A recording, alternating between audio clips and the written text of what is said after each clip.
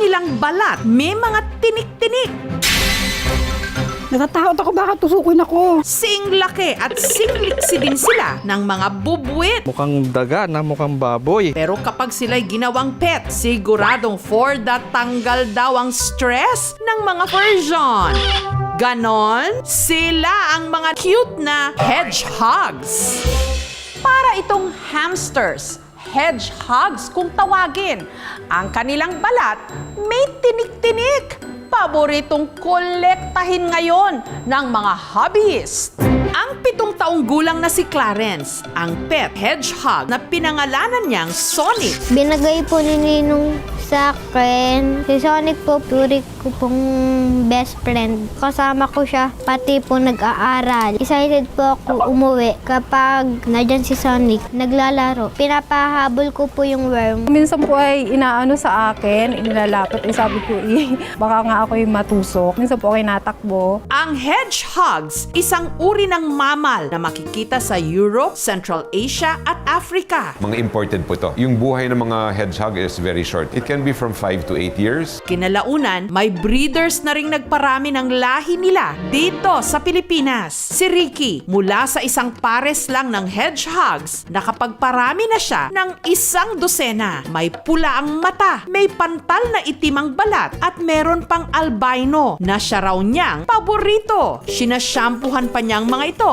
gamit ang toothbrush. Dapat hindi siya pasalubong doon sa kanilang quills kasi makakasakit sa kanila yon. Ang pagkain ng hedgehogs, ipis at bulate. Mas paborito nila yung superworm. Bawat hedgehog na ibibenta ni Ricky mula 2,000 hanggang 3,500 pesos. Depende raw sa tinatawag na mutation o lahi nito. Meron akong Certificate of Wildlife Registration. At ang kanyang mga hedgehog, meron pang YouTube channel. Yo, what's up mga ka-spikes? Welcome back to my channel. Fun facts tungkol sa mga alaga nating hedgehogs. Alam nyo ba na meron silang mahigit na 5,000 spikes?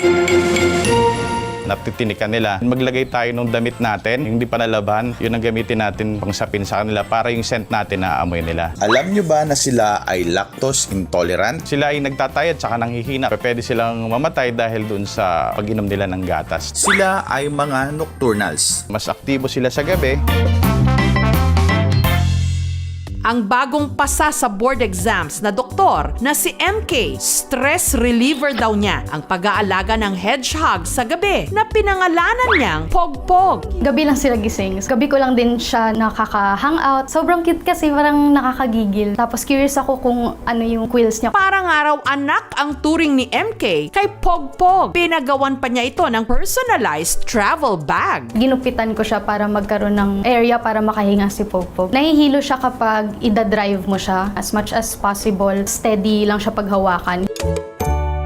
Si Pogpog may sariling unan at kama. Ito, favorite niya, yung banana snuggle bag kasi pwede mo siyang maklose. So parang madilim na. Gusto niya yun madilim. Tapos pwede mo rin siyang mahag dito pag sobrang spiky niya. At higit sa lahat, may sariling 2-story customized house na may higaan, palaruan at palikuran. Ini-spoil ko siya. Like itong camera parang nagpipicture talaga siya.